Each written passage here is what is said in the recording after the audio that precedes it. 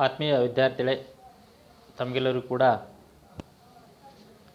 ರಾಣಿ ಚೆನ್ನಮ್ಮ ವಿಶ್ವವಿದ್ಯಾಲಯದ BCom 5ನೇ ತರಗತಿಯ ಸಣ್ಣ ವ್ಯವಹಾರ ಮತ್ತು ಆರ್ಥಿಕ ಅಭಿವೃದ್ಧಿ ಒಂದು ಆನ್ಲೈನ್ ತರಗತಿಗೆ ಆತ್ಮೀಯವಾದ ಸ್ವಾಗತ.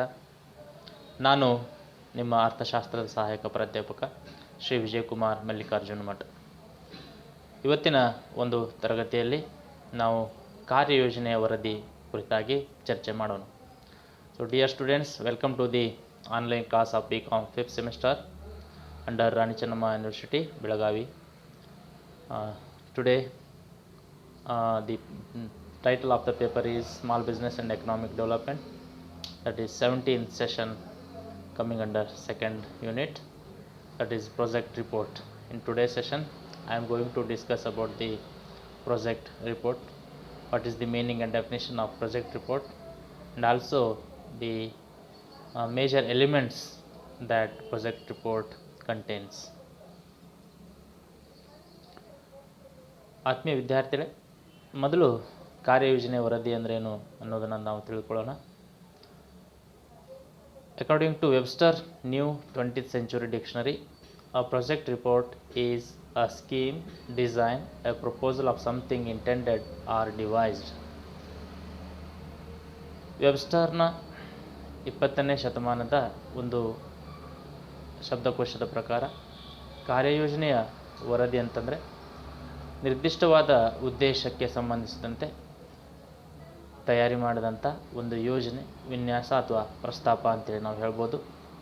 ಅಂದರೆ ಯಾವುದೇ ಒಂದು ಕಾರ್ಯಯೋಜನೆ ಅದರ ಉದ್ದೇಶಕ್ಕೆ ಸಂಬಂಧಿಸಿದಂತೆ ರಚನೆ ಮಾಡಿರುವಂಥ ಯೋಜನೆ ಅಥವಾ ವಿನ್ಯಾಸ ಅಥವಾ ಪ್ರಸ್ತಾಪ ಈ ಕಾರ್ಯಯೋಜನೆ ವರದಿ ಆಗಿರ್ತದೆ. It is a written statement of what an entrepreneur proposes to take up. ಒಬ್ಬ ಉದ್ದಿಮೆದಾರ ತಾನು ಯಾವ ಕಾರ್ಯಯೋಜನೆಯನ್ನು ಹಮ್ಮಿಕೊಳ್ಬೇಕು ಅಂದ್ಕೊಂಡಿರ್ತಾನೋ ಅದರ ಕುರಿತಾಗಿ ಶಬ್ದ ರೂಪದಲ್ಲಿ ಬರೆದಿಟ್ಟಿರುವಂಥ ಒಂದು ಪ್ರಸ್ತಾಪ ಅಂತ ಹೇಳ್ಬೋದು. ರಿಟರ್ನ್ ಸ್ಟೇಟ್ಮೆಂಟ್ ಅಂದರೆ ಶಬ್ದ ರೂಪದಲ್ಲಿರುವಂಥ ಒಂದು ಹೇಳಿಕೆ ಅಂತೇಳಿ ನಾವು ಹೇಳ್ಬೋದು.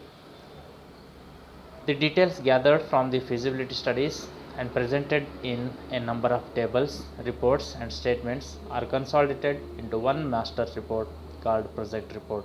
So ಕಾರ್ಯಯೋಜನೆಯ ವರದಿ ಅಂತಂದರೆ ಈ ಕಾರ್ಯಯೋಜನೆಯನ್ನು ಜಾರಿಗೊಳಿಸೋಕ್ಕಿಂತ ಮುಂಚೆ ಅಂದರೆ ಕಾರ್ಯಗತಗೊಳಿಸೋದಕ್ಕಿಂತ ಮುಂಚೆ ಏನು ನಾವು ಆ ಕಾರ್ಯಯೋಜನೆ ಸಾಧ್ಯತಾ ಒಂದು ಸಮೀಕ್ಷೆ ಅಥವಾ ಸಾಧ್ಯತಾ ವಿಶ್ಲೇಷಣೆಯನ್ನು ಮಾಡಿರ್ತೇವೆ. ಆ ಸಾಧ್ಯತಾ ವಿಶ್ಲೇಷಣೆಯಿಂದ ತೆಗೆದುಕೊಂಡಿರುವಂಥ ಮಾಹಿತಿಯನ್ನು ವ್ಯವಸ್ಥಿತವಾಗಿ ಪಠ್ಯಗಳ ರೂಪದಲ್ಲಿ, ವರದಿಯ ರೂಪದಲ್ಲಿ ಮತ್ತು ಹೇಳಿಕೆಗಳ ರೂಪದಲ್ಲಿ ಅದನ್ನು ದಾಖಲಿಸಿ ವ್ಯವಸ್ಥಿತವಾಗಿ ತಯಾರಿ ಮಾಡಿದಂಥ ಒಂದು ವರದಿ ಅಂತ ಹೇಳ್ಬೋದು. So project report is master report which contains the result of the feasibility studies in the form of tables, reports and statements. So then, after knowing the meaning and definition of project report, let us discuss about the significance of project report. The preparation of a project report is very important for every entrepreneur. It serves following two important functions. One, it serves as a roadmap for every entrepreneur who is going to start a new business, who is going to carry out a project. For the successful implementation of the project, he needs to prepare a project report, because the project report gives him a clear idea about the success and failures of his project and what are the challenges and problems he will have to face while implementing the project. So ultimately the project report serves as a roadmap for the entrepreneur, and also it helps the entrepreneur to attract lenders and investors. So one of the most important element of the project report is the significance of project report is to attract lenders and investors, because the lenders, investors believes only those projects which gives success, which brings success and which brings profit for their investment. So every investors, every financer look for the solid and the very strong project, because the investor takes risk in investing the project.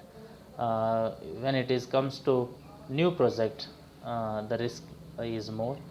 So for them, every investors or every financer, the project report is very important, because the project report uh, picturizes the whole project idea. So ಆತ್ಮೀಯ ವಿದ್ಯಾರ್ಥಿಗಳೇ, ಕಾರ್ಯಯೋಜನಾ ವರದಿ ಒಂದು ಅತ್ಯಂತ ಅವಶ್ಯಕವಾದ ಸಂಗತಿಯಾಗಿರ್ತದೆ. ಯಾವುದೇ ಒಬ್ಬ ಉದ್ಯಮಿದಾರ ಹೊಸ ವ್ಯವಹಾರವನ್ನು ಪ್ರಾರಂಭ ಮಾಡುವಾಗ ಕಾರ್ಯಯೋಜನೆಯ ವರದಿಯನ್ನು ಅತ್ಯಂತ ಸಮರ್ಪಕವಾಗಿ ತಯಾರು ಮಾಡೋದು ಅವಶ್ಯಕವಾಗಿರ್ತದೆ. ಯಾಕೆಂದರೆ ಈ ಕಾರ್ಯಯೋಜನೆ ವರದಿಯು ಉದ್ಯಮಿದಾರನಿಗೆ ಒಂದು ನೀಲನಕ್ಷೆಯಾಗಿ ಅಥವಾ ಒಂದು ಮಾರ್ಗವಾಗಿ ಆತನಿಗೆ ಇದು ಸಹಾಯ ಮಾಡ್ತದೆ. ಅಂದರೆ ಒಬ್ಬ ಹೊಸ ಉದ್ಯಮಿದಾರ ತನ್ನ ಉದ್ಯಮಿಯನ್ನು ಯಾವ ರೀತಿ ವ್ಯವಹಾರವನ್ನು ಯಾವ ರೀತಿ ನಡೆಸ್ಕೊಂಡು ಹೋಗಬೇಕು, ಆ ವ್ಯವಹಾರದಲ್ಲಿ ಭವಿಷ್ಯದಲ್ಲಿ ಬರುವಂಥ ಸವಾಲುಗಳು ಯಾವುವು, ಸಮಸ್ಯೆಗಳು ಯಾವುವು, ಅವುಗಳಿಗೆ ಯಾವ ರೀತಿ ಪರಿಹಾರವನ್ನು ಕಂಡುಕೋಬೇಕು ಮತ್ತು ಯಶಸ್ವಿಯಾಗಿ ವ್ಯವಹಾರವನ್ನು ಮುನ್ನಡೆಸ್ಕೊಂಡು ಹೋಗಬೇಕಾದ್ರೆ ಏನೆಲ್ಲ ಕ್ರಮಗಳನ್ನು ಕೈಗೊಳ್ಳಬೇಕು ಅನ್ನೋದ್ರ ಕುರಿತಾಗಿ ಈ ಕಾರ್ಯಯೋಜನಾ ವರದಿ ಆತನಿಗೆ ಸಹಾಯ ಮಾಡ್ತದೆ. ಅದರ ಜೊತೆಗೆ to attract lenders and investors, ಅಂದರೆ ಯಾವುದೇ ಕಾರ್ಯಯೋಜನಾ ವರದಿಯನ್ನು ಉದ್ಯಮಿದಾರ ಸ್ವತಃ ಪ್ರಾರಂಭ ಮಾಡೋದಕ್ಕೆ ಸಾಧ್ಯವಾಗೋದಿಲ್ಲ. ಅಲ್ಲಿ ಹೂಡಿಕೆದಾರರು ಮತ್ತು ಹಣಕಾಸಿನ ನೆರವು ನೀಡ್ತಕ್ಕಂಥ ಹಣಕಾಸಿನ ಸಂಸ್ಥೆಗಳ ಸಹಕಾರ ಅತ್ಯಂತ ಅವಶ್ಯಕವಾಗಿರ್ತದೆ. ಸೊ ಹಾಗಾಗಿ ಯಾವುದೇ ಒಂದು ಕಾರ್ಯಯೋಜನೆಯಲ್ಲಿ ಹೂಡಿಕೆ ಮಾಡಬೇಕಾದ್ರೆ, ಹಣವನ್ನು ತೊಡಗಿಸಬೇಕಾದ್ರೆ ಈ ಹೂಡಿಕೆದಾರರು ಮತ್ತು ಹಣಕಾಸಿನ ಸಂಸ್ಥೆಗಳು ಆ ಕಾರ್ಯಯೋಜನಾ ವರದಿಯನ್ನು ನೋಡುತ್ತವೆ.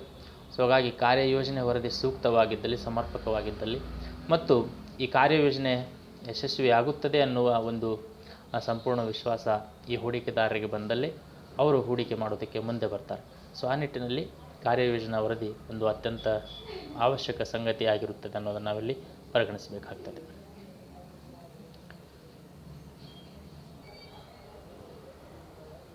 After knowing the significance of project report, dear students, let us discuss about the scope of the project report.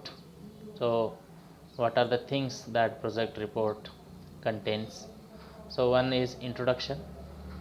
So in the introduction part, the name of the entrepreneur, the field in which he is going to carry out his project. So these are the information written in the introduction part. So second one is summary and recommendation. So project report should summarize the whole process of the project implementation. So next comes the product. So product details must be there. What product, which type of product he is going to produce. So these are all information should be available in the project report. Then comes market potential. So for the successful implementation of the project, a product which is produced must be sold successfully in the market. So market potential for the product must be elaborately described in the project report. The process and know-how. So what type of process involved and the other technological know-how of the entrepreneur should be there. The plant and machinery. So project report must also contains the information about the plants, various plants and machineries involved in the production. So location is also important. So project report must clearly specify the location of the project, the raw materials required for the production of the goods and services, the details about the raw materials, the availability, so price, procurement. So all these information must be there. ಆತ್ಮೀಯ ವಿದ್ಯಾರ್ಥಿಗಳೇ, ಕಾರ್ಯಯೋಜನೆಯ ಮಹತ್ವವನ್ನು ತಿಳ್ಕೊಂಡಾದ ನಂತರ ಕಾರ್ಯಯೋಜನೆಯ ವರದಿಯ ವ್ಯಾಪ್ತಿಯ ಬಗ್ಗೆ ನಾವು ನೋಡೋಣ. ಕಾರ್ಯಯೋಜನೆಯ ವ್ಯಾಪ್ತಿ, ವರದಿಯ ವ್ಯಾಪ್ತಿ ಈ ಕೆಳಕಂಡ ಅಂಶಗಳನ್ನು ಅದು ಒಳಗೊಂಡಿರಬೇಕಾಗ್ತದೆ. ಒಂದು, ಪರಿಚಯ, ಪ್ರಾರಂಭದಲ್ಲಿ ಉದ್ಯಮಿದಾರನ ಹೆಸರು ಮತ್ತು ಉದ್ಯಮಿದಾರನ ಅರ್ಹತೆ, ಈ ಮುಂತಾದ ವಿಷಯಗಳನ್ನು ಇದು ಒಳಗೊಂಡಿರಬೇಕಾಗ್ತದೆ. ಸಮ್ಮರಿ ಆ್ಯಂಡ್ ರೆಕಮೆಂಡೇಶನ್ ಅಂದರೆ ಸಾರಾಂಶ ಮತ್ತು ರೆಕಮೆಂಡೇಷನನ್ನು ಸಮ್ಮರಿ ಸಾರಾಂಶವನ್ನು ಅದು ಒಳಗೊಂಡಿರಬೇಕಾಗ್ತದೆ. ಅಂದರೆ ಕಾರ್ಯಯೋಜನಾ ವರದಿ ಏನು ವರದಿಯಲ್ಲಿ ವಿವರಿಸುವಂಥ ಅಂಶಗಳು ಸಂಪೂರ್ಣವಾದ ಸಾರಾಂಶ ಅಲ್ಲಿರಬೇಕಾಗ್ತದೆ. ಮತ್ತು ಶಿಫಾರಸುಗಳು ಅಂದರೆ ಈ ಕಾರ್ಯಯೋಜನಾ ವರದಿಗೆ ಸಂಬಂಧಿಸಿದಂತೆ ಏನಾದರೂ ಶಿಫಾರಸುಗಳಿದ್ದರೆ ಅದನ್ನು ಕೂಡ ಅದು ಒಳಗೊಂಡಿರಬೇಕಾಗ್ತದೆ. ಮೂರನೇದ್ದು ಅತ್ಯಂತ ಮಹತ್ವವಾದ್ದು ಉತ್ಪನ್ನದ ಬಗ್ಗೆ ಮಾಹಿತಿಯನ್ನು ಒಳಗೊಂಡಿರಬೇಕು. ಯಾವ ಉತ್ಪನ್ನ, ಎಷ್ಟು ಪ್ರಮಾಣದಲ್ಲಿ ಉತ್ಪನ್ನ, ಯಾವ ಗುಣಮಟ್ಟದ್ದು, ಇದೆಲ್ಲದರ ಬಗ್ಗೆ ಉತ್ಪನ್ನದ ಮಾಹಿತಿಯಲ್ಲಿರಬೇಕಾಗ್ತದೆ. ಮತ್ತು ಮಾರುಕಟ್ಟೆ ಸಾಮರ್ಥ್ಯ, ಮಾರ್ಕೆಟ್ ಪೊಟೆನ್ಷಿಯಲ್ ಅಂತೇನು ಕರಿತೇವೆ, ಮಾರುಕಟ್ಟೆ ಸಾಮರ್ಥ್ಯದ ಬಗ್ಗೆ ಅದು ವಿವರಣೆಯನ್ನು ಒಳಗೊಂಡಿರಬೇಕಾಗ್ತದೆ. ಅಂದರೆ ಯಾವುದೇ ಒಂದು ಉದ್ದಿಮೆಯನ್ನು ಯಶಸ್ವಿಯಾಗಿ ನಡೆಸ್ಕೊಂಡು ಹೋಗಬೇಕಾದ್ರೆ ಅಲ್ಲಿ ಉತ್ಪಾದನೆ ಆಗುವಂಥ ವಸ್ತು ಆಗಲಿ ಅಥವಾ ಸೇವೆ ಆಗಲಿ ಅದು ಯಶಸ್ವಿಯಾಗಿ ಮಾರಾಟ ಆಗಬೇಕು. ಸೊ ಆ ದೃಷ್ಟಿಯಿಂದ ನೋಡಿದರೆ ಆ ಉತ್ಪನ್ನಕ್ಕೆ, ಉತ್ಪಾದಿಸುತ್ತಿರುವಂಥ ಉತ್ಪನ್ನಕ್ಕೆ ಇರುವಂಥ ಮಾರುಕಟ್ಟೆ, ಆ ಮಾರುಕಟ್ಟೆಯ ಸಾಮರ್ಥ್ಯ ಏನಿದೆ ಅನ್ನೋದ್ರ ಬಗ್ಗೆ ಅದು ವಿವರಣೆಯನ್ನು ಒಳಗೊಂಡಿರಬೇಕು. ಪ್ರೊಸೆಸ್ ಆ್ಯಂಡ್ ನೋ ಹೌ ಅಂದರೆ ಸಂಸ್ಕರಣಾ ಕ್ರಿಯೆ ಮತ್ತು ಜ್ಞಾನ, ಇದರ ಬಗ್ಗೆಯೂ ಕೂಡ ಪ್ರಾಜೆಕ್ಟ್ ರಿಪೋರ್ಟ್ ಮಾಹಿತಿಯನ್ನು ಒಳಗೊಂಡಿರಬೇಕಾಗ್ತದೆ. ಯೋಜನಾ ವರದಿ ಈ ಉತ್ಪಾದನೆಯ ವಿವಿಧ ಕ್ರಿಯೆಗಳು ಮತ್ತು ಅದರ ಉತ್ಪಾದನಾ ಜ್ಞಾನವನ್ನು ಅದು ಒಳಗೊಂಡಿರಬೇಕಾಗ್ತದೆ. ಪ್ಲ್ಯಾಂಟ್ ಆ್ಯಂಡ್ ಮಷಿನರಿ ಅಂದರೆ ಉತ್ಪಾದನೆಗೆ ಅಗತ್ಯವಾಗಿರುವಂಥ ಯಂತ್ರೋಪಕರಣಗಳು, ಅದರ ಬಗ್ಗೆಯೂ ಕೂಡ ಮಾಹಿತಿಯನ್ನು ಈ ಕಾರ್ಯಯೋಜನಾ ವರದಿ ಒಳಗೊಂಡಿರಬೇಕಾಗುತ್ತೆ. ಇನ್ನು ಲೊಕೇಶನ್ ಅಂದರೆ ಸ್ಥಳ, ಕಾರ್ಯಯೋಜನೆಯನ್ನು ಯಾವ ಸ್ಥಳದಲ್ಲಿ ನಾವು ಕಾರ್ಯಗತಗೊಳಿಸಲಿದ್ದೇವೆ ಅನ್ನೋದ್ರ ಬಗ್ಗೆ ಅದು ಮಾಹಿತಿಯನ್ನು ಒಳಗೊಂಡಿರಬೇಕು. ರಾ ಮಟೀರಿಯಲ್ಸ್ ಅಂದರೆ ಕಚ್ಚಾ ಸರಕುಗಳು, ಉತ್ಪಾದನೆಗೆ ಅಗತ್ಯವಾಗಿರುವಂಥ ಕಚ್ಚಾ ಸರಕುಗಳು ಯಾವ್ಯಾವು, ಅವು ಎಲ್ಲೆಲ್ಲಿ ಲಭ್ಯವಿವೆ, ಯಾವ ಪ್ರಮಾಣದಲ್ಲಿ ಅವುಗಳನ್ನು ಸಂಗ್ರಹ ಮಾಡಿಕೊಳ್ಳಲಾಗುತ್ತದೆ, ಅವುಗಳ ಬೆಲೆ ಏನು, ಇದೆಲ್ಲದರ ಬಗ್ಗೆ ಈ ಕಾರ್ಯಯೋಜನಾ ವರದಿ ಮಾಹಿತಿಯನ್ನು ಒಳಗೊಂಡಿರಬೇಕಾಗ್ತದೆ.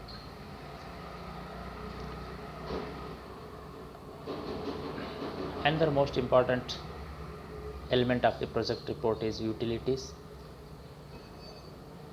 So utilities are the project usefulness.